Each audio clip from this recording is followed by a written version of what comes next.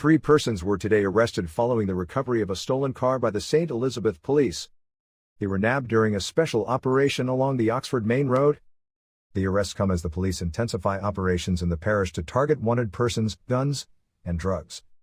Last week, a police military operation in sections of the parish resulted in the seizure of over 2,000 pounds of ganja, which the police called a major bent in the drugs for gun trade in St. Elizabeth. Absent witnesses, jurors delay trial of security guard in Slickiana murder case. The long-anticipated trial of Rohan Rose, the security guard charged in relation to the death of social media influencer Annika Slickiana Townsend, failed to proceed today in the St. James Circuit Court due to absent witnesses and jurors. It was indicated that witnesses for the prosecution were not advised to attend court today, nor were members of the jurors for the trial present, as they too were not summoned. As a result, trial was rescheduled for March 19, 2024. Bail was extended for Rose, who is charged with misprision of a felony. This is where someone knows about a crime but fails to report it to the authorities. Rose was reportedly told about Townsend's killing by Rushawn Patterson, the man charged with her murder, but did not report the matter to the police. Townsend's body was retrieved from the sea off the Reading coastline in St. James on the morning of Friday, October 21, 2022, by the Marine Police. A subsequent post-mortem examination concluded that she was strangled. It is reported that Rose was arrested and charged on November 4 last year, 2 days after Patterson was arrested in a special police operation. Rose subsequently gave the police a statement regarding Patterson, which led to the latter being formally charged with Townsend's murder on November 11. In the meantime, Patterson's case was also mentioned today but was put off until October 4 as he was not brought to court. It is understood that he is currently in custody at the Halfway Tree Police Lockup in St. Andrew, but that there were no available facilities for him to attend today's court sitting via the Zoom platform. A farmer found dead in a pit in St. Mary, Jamaica. A farmer was found dead near his home in the roadside district, Islington, St. Mary, Wednesday morning. Linton George Thomas, 41, otherwise called Bobo or Ben Up, was found dead by residents who had launched a search for him in the community, police said. Reports are that around 11:30 p.m. on Tuesday, residents heard several loud explosions coming from the direction of where Thomas lived but did not call the police. Around 10:30 Wednesday morning, a family friend went to Thomas' house to make checks. However, he was not seen, and what appeared to be blood was observed leading from the home to a 2-story concrete structure that was still under construction. A search of that premises was carried out by community members, family members, and his dogs, and Thomas' body was found in a pit about 12 feet deep. It was clad in black and white shorts and barefooted, with the upper body wrapped with what appeared to be tarpaulin.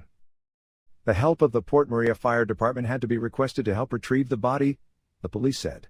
Woman imprisoned in error by court officials. Relatives want her released. Relatives of a 33-year-old St. Andrew mother who remains in prison amid an error by court officials, as she was offered bail over 6 years ago pending an appeal, are calling for the relevant authorities to intervene.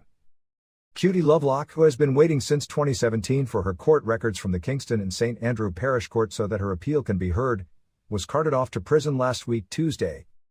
Despite documents showing that she was granted bail pending her appeal, the woman remains imprisoned. Lovelock went to the Kingston and St. Andrew Parish Court last week to check on her criminal record when in error she was falsely sent to prison. So far, the records of her case have not yet been sent from the parish court to the Court of Appeal. It was reported that when she went to the court office, she was informed that there was a warrant of commitment for her to go to prison. Based on that, she was sent to prison, although shocked relatives said she disclosed that she was granted bail. Lovelock had pleaded guilty in 2017 to unlawful wounding and was sentenced by then Parish Judge Judith Pusey to 2 years imprisonment. Verbal and written notice of appeal were given and Lovelock was granted bail pending the outcome of the appeal. Records of the appeal have not yet been sent from the parish court. Relatives of the imprisoned woman are calling for Minister of Justice Delroy Chuck and Chief Justice Brian Sykes to intervene in the injustice meted out to Lovelock so she can be released immediately to take care of her children. Attorney at law Melrose Reed, who is representing Lovelock, when contacted today, said that for the last 6 years she has been making regular checks to see if the records have been sent from the parish court. She pointed out that if the records are not ready, then the matter cannot be set for the appeal to be heard. Reed said when she heard that Lovelock was sent to prison to serve the sentence, she made checks at the parish court. I am shocked that a warrant of commitment was executed upon her when she is an appellant, Reed said. Reed frowned on the fact that the records have taken so long and said steps must be taken to expedite records of cases on appeal. Lovelock is appealing on the grounds that her sentence was manifestly excessive, Reed said. Now is the age of technology. I cannot understand why such an error was made, and it was not on the system that bail was granted, one of Lovelock's relatives said. The relatives are upset that it is now over a week and she has not been released. Chicken and Tings opens fourth restaurant as Waterhouse Brothers' dreams becoming a reality.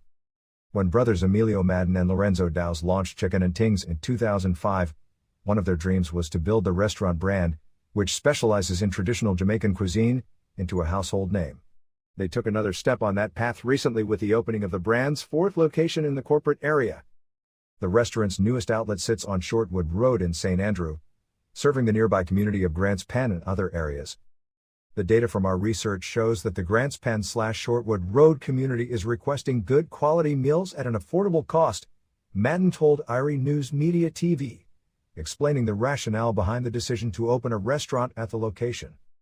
We were also convinced that we could go in the community and make a much-needed difference, as our roots are from the inner city, and we know how to get along and work with residents through social interaction projects, he added. Having previously worked in the restaurant industry, Madden and Dowes combined knowledge and experience to start Chicken and Tings, which they financed through personal savings. I was not able to see exactly what would happen, but I knew I wanted Chicken and Tings to become a household name. I knew I wanted to build a legacy for it and with my family as well, Madden recalled.